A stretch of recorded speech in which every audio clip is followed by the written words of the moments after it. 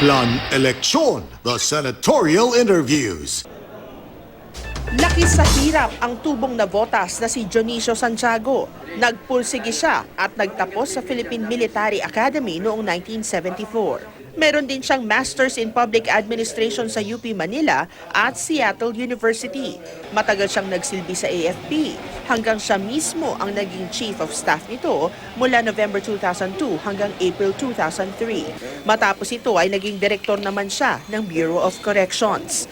Naging Executive Director din siya ng Dangerous Drugs Board at naging Director General ng Philippine Drug Enforcement Agency o PDEA.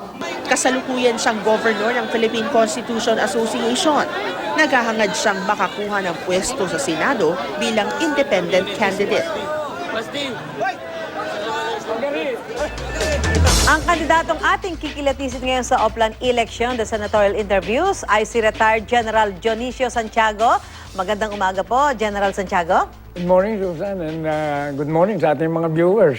Sir, huli kayo naging Director General ng PDEA at Executive Director ng Dangerous Drugs Board. Ano-ano po yung mga nagawa doon sa mga naturang ahensya na talagang may pagmamalaki niyo naman? Unang-una, napataas ko ang presyo ng droga. Ibig sabihin, napababa akong consumption at availability. O yan ang number one. Pagkatapos, practically ako na nag-organize yan eh. So yung time ko, parang in effect, ako na nag-umpisa ng PDEA talaga. Pero si General Abinido started yung mga documentation and everything.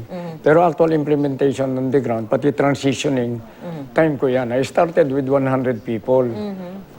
Pagkatapos, I think ang major accomplishment ko na pinagmamalaki ko, we were adjudged as number 9 least corrupt agency of government among the 500 existing agencies.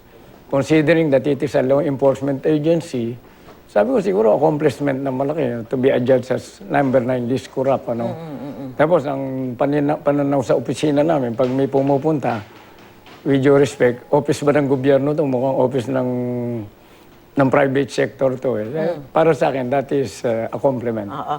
5 buwan kayo naging hepe ng AFP mula po noong November 2002 hanggang April 2003. Ano naman po yung masasabi niyo magandang nagawa niyo dyan sa panahon ng inyong panunungkulan? Ako nag-create ng ating counter-terrorist unit. Yung Light Reaction Company na now Light Reaction Regiment na nag-action dito sa anti-terrorism. Akin yung creation yan.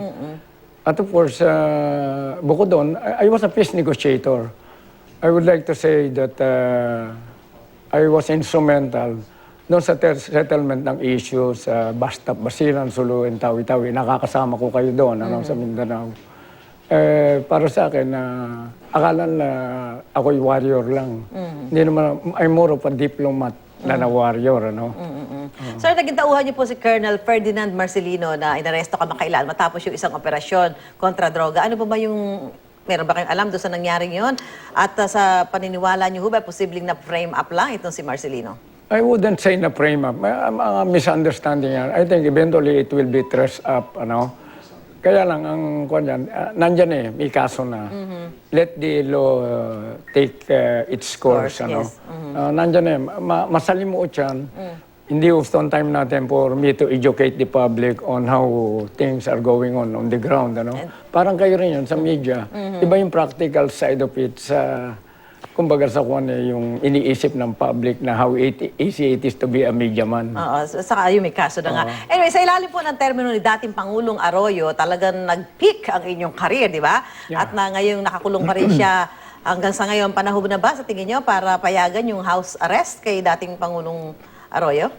Sa totoo, ang palagay ko, parang conspiracy. Bakit yung ibang conspirators nasa labas itong isa na nililitis pa lang, ba't hindi bigyan ng bail?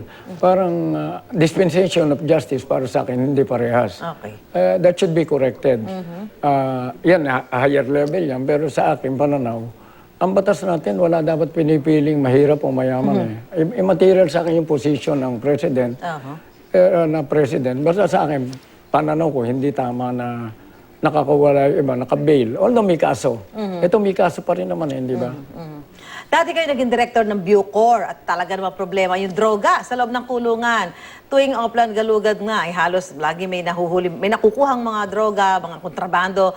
Paano nyo kaya lulutasin yan kapag kayo naging senador? Tanggalin mo yung mga tao dyan. Kilala yung Lahat? hindi naman lahat. Identified ng taga-Bucor yung mga kurap nilang kasama. Miski noon time namin. Kaya marami kong tinanggal dyan eh. Marami kong kinasuhan. Saka yung paglilipat ng bilibid, tama yan. Pero titingnan ko kung anong design nila. Importante yung design eh. Unang-una, dapat double pension eh. No? Eh kung gagawin mo, pagkatapos you have the same people, walang mababago dyan. Saka sa akin, isolate mo na lahat ng drug lords dyan. Dalhin mo sa isang isla, bahala na sila, wala silang communication or what. Kung nagagawa ng mga servicemen ng Korea na wala silang communication for 2 years, bakit hindi mo, we have to, medyo kailangan mag-amyenda tayo ng batas. Sinusuportahan niyo yung kandidatura ni Mayor Rodrigo Duterte sa pagkapangulo. May sinabi ba siya kung paano niya pupuksain ang droga? Kaya daw ba niya ito sa loob ng 6 na buwan tulad ng sinasabi niya sa kanyang mga pagsasalita sa harap ng mga tao? I think so. Ano, may mga procedures dyan na hindi ginagawa eh. Merong ahensya dyan na gagalawin mo. Hindi ka naaabot sa magbibitay at manghuhuli. Na kasi ang droga, parang kanya eh. Yan, shabu in particular. Parang bulang lang yan. Walang bulang lang na walang kalabas at walang Sitaw. walang kangkong. O, wag mong buuin yun. Eh, paano ka lulutuin mo? Hindi mo mabubuo yan. O, pagka walang lulutuin, ano ibebenta nila? There's an agency na po pwedeng from there pa lang, may stop mo na yan. Okay. General, naging laman po ng balita si Duterte dahil sa kanyang biro kaugnay sa rape. Ano yung masasabi niyo tungkol dito? Dahil mo, siya pala, biro siya minsan, to the point of being reckless yung minsan. Minsan, alam mo kami mga kanto boy din eh. Kami mga kanto boy, kung ano na lang lumabas sa bibig namin, tawanan kami ng tawa. Is treating it lightly like that. Ang tinanong ko, ang mukha ba niya, was he smiling? Noon sabihin niya yan. Hindi naman siyang umingiti eh. So, sabi ko, kung umingiti ito, talo na to. You are taking it really... Parang pinaglalaroan mo yung incident. Tinanong ko, ano itsura niya? He was not smiling when he said it. So, ibig sabihin, baka yung pagkabisaya niya naka-apekto sa kanya. Madalas yan eh. Pag ako nagkakamot, ano ba yung Tagalog niya? Hirap ba siya magtagalog? Hirap talaga. Hirap siya. Eh, sabi sa Presidente, sino naman ang susuportahan niyo? Eh, saan pa ako pupunta? Pareho kami ng advocacy. Kaya nga ako nagkasama. Pareho kami, anti-crime. Priority namin, peace and order sa political stability, security. All the rest development will just follow kung you are in order. Sa Vice Presidente, kasama niya si Alan. Ibig sabihin ba, si Alan na rin ang susuportahan niyo? Eh, mabait sa amin si Alan. Anong gagawin namin doon? Hindi naman niya kami sinasalbahe. No? Kung mananalo ka, sir, ano ang unang batas na inyong ipapanukala? Republic Act, hindi pa panukala. I-amyenda natin Republic Act 9165. Tungkol sa droga. Dahil maraming provision yan na anti-poor eh. Saka hindi parehas. Anti-law enforcement. No? Medyo mahirap yung nagtatrabaho ka, meron kang rende eh. Tapos yung human rights violation, medyo yung command responsibility, minsan problematic yan. Yung availability ng media during the inventory. Tapos mga barangay official. Eh paano kung yung mismong barangay official ng Basimuno, alam mo on the ground ang importante time element eh. Pagka na-delay ka, marami kang hindi magagawa. Yung kailangan mahuli mo, hindi nakakapag-prepare yung titirahin mo. So, pag-amyenda doon sa ilang mga existing amyenda, batas natin. Okay, sir, ito lang. Ano yung mga panindigan niyo sa mga issue ito? Same-sex marriage. Eh, para sa akin, wala namang anti-constitutional provision, wala namang violation ng Constitution yun eh. Maybe discharge.